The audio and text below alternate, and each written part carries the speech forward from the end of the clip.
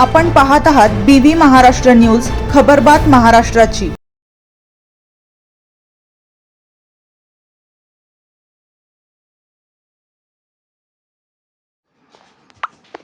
नांदगावमधील चोरीच्या घटनांबाबत तातडीच्या आणि ठोस उपाययोजनांची गरज प्रत्यक्ष अंमलबजावणी होणे अधिक गरजेचे।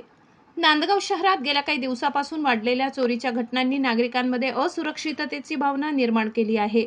रात्रीच्या वेळी घडणाऱ्या घटनांमुळे व्यापारी वर्ग आणि सामान्य नागरिकांमध्ये चिंता वाढली असून शहरातील कायदा व सुव्यवस्थेबाबत प्रश्नचिन्ह निर्माण झाले आहे। या पार्श्वभूमीवर आमदार सुहास कांदे यांच्या सूचनेनुसार शासकीय अधिकारी, पोलीस प्रशासन, व्यापारी आणि नागरिक यांची बैठक घेण्यात आली। ही सकारात्मक बाब मानावी लागेल। कोणत्याही शहराच्या विकासासाठी नागरिकांचा सुरक्षिततेवरील विश्वास महत्त्वाचा असतो। जर नागरिकांना आपल्या घरात, दुकानात किंवा रस्त्यावर सुरक्षित वाटत नसेल तर त्या शहराच्या सामाजिक आणि आर्थिक प्रगतीवर त्याचा विपरीत परिणाम होऊ शकतो। नांदगावात वाढत्या चोरीच्या घटनांनी हा विश्वास डळमळीत होत असल्याचे दिसून येत आहे।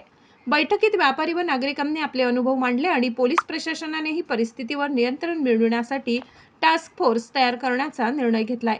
ही पावले निश्चितच महत्त्वाची आहेत, मात्र ती केवळ घोषणांपुरती मर्यादित न राहता प्रत्यक्ष अंमलबजावणी होणे अधिक गरजेचे आहे।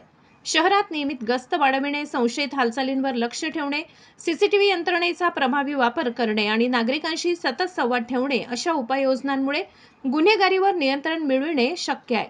सोबतच नागरिक आणि व्यापारी वर्गानेही जागरूक राहणे आवश्यक आहे। पोलीस प्रशासनाला योग्य वेळी माहिती देणे, परिसरातील सुरक्षा उपाय वाढविणे आणि परस्पर सहकार्याची भावना ठेवणे हे देखील तितकेच महत्त्वाचे आहे। नांदगावात सुरक्षित वातावरण निर्माण करण्यासाठी प्रशासन आणि नागरिकांनी एकत्रितपणे काम करणे गरजेचे आहे।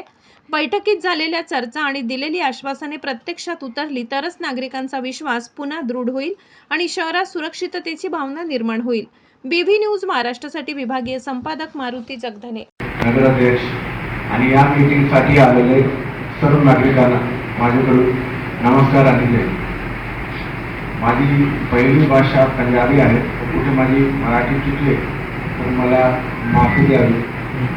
पण एकंदरीत इथे जे मला पिक्चर दिसत आहे ते खूप चुकीचं आहे आणि याच्यासाठी मी काही तुम्हाला एक्सक्यूजेस देणार नाही। आम्ही कुठेतरी कमी पडलो आहे आणि याचा हे परिणाम आहे की आपल्याला याची मीटिंग घ्यावी लागते।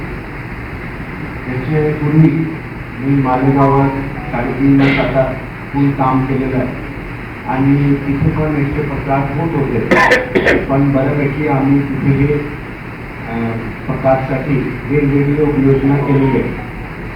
आता मालेगावामध्ये ई-बीच पेट्रोलिंग सिस्टम आपण चालू केलं आहे। तुम्ही सांगताय की रात्री गाडी फिरत नाही, त्याच्यासाठी आम्ही चौक चौकातला QR कोड लावले आणि त्या QR कोड स्कॅनिंग झाल्यानंतर आम्हाला रिपोर्ट जनरेट होतो आहे आणि डेली आम्ही मालेगाव कॅम्प जे एरिया आहे तिथे जास्त चोरीचं प्रमाण होतं, तिथे आपण हे सिस्टम चालू केलं आहे। नांदगावसाठी पण मी चालू केलं। आदरणीय SP साहेबसोबत मी बोलणार आहे। आज जे आपण मीटिंगमध्ये विषय काढले त्याच्यामध्ये मला असं दिसतं आहे की बरेचसे प्रकरण असे आहेत ज्याच्यामध्ये आपण या 10-15% एफर्ट टाकला तर ते नक्कीच होऊ शकते। कुठेतरी CCTV कॅमेरा उपलब्ध आहे, कुठेतरी आपल्या इकडे लोकांना ह्युमन इंटेलिजन्स आहे की कोणी केलं आहे, कोणी नाही केलं आहे, तर ज्याच्यावर केस फाईल करावा मी घेणार आहे। आणि तुम्ही सांगितलं की मागच्या 6 महिन्यामध्ये परिस्थिती खूप खाली पडली आहे, तर ते जे मागच्या 6 महिन्याचे जे जे काही केसेस आहेत त्याचे केस फाईल लावा मी घेऊ आणि जे जे केसेस आपण होऊ शकतात त्याचे नक्कीच होईल। त्याच्या पुढे मी सांगणार आहे की माझे जे काही इथे पोलीस पर्सनल आलेले आहेत ते मी मॅनपॉवरचं सांगतात। मॅनपॉवर आपल्या ग्रामीण भागामध्ये पूर्वी जास्त होतं, आपण फुल 100% कॅपॅसिटीने काम करतो आणि प्रत्येक पोलीस स्टेशनची तर तुम्ही 100% एफर्ट दिला की नाही याची खात्री तुम्ही घ्या। तुम्ही 100% एफर्ट दिला तर नक्की त्याची परिस्थिती येणार नाही आणि यामध्ये काही असे प्रॉब्लेम नाही की त्याच्यासाठी आपल्याला काही रॉकेट सायन्स द्यावं लागतं। खूप नॉर्मल विषय आणि पोलिसांसाठी एक ब्रेड अँड बटरचे विषय आहे। आमचं काम आहे गुन्हे दाखल करणं आणि गुन्हे डिटेक्ट करणं। जर गुन्हे दाखल होत नसते तर ते पुढे डिटेक्शनचं प्रोसेस आपण ते स्टार्ट करू. तर प्रत्येक गुन्हा दाखल झाला पाहिजे. मला दिसतं त्यामध्ये डिटेक्शन होत आहे की नाही होत आहे ते पुढची गोष्ट नंतर सुरू, पण प्रत्येक गुन्हा दाखल झाला पाहिजे. आणि इथे आलेले सर्व लोकांना माझे आव्हान, तुमचा गुन्हा जर दाखल नाही झाला तर ताबडतोब मला फोन करा. मी प्रत्येक कॉल उचलतो. जर मी कॉल उचलत नाही मी प्रत्येक मेसेज करतो. आणि तुमचा जर मेसेज आला की माझा गुन्हा दाखल नाही झाला तर संबंधित ठाणे अंमलदारवरही कारवाई करणार.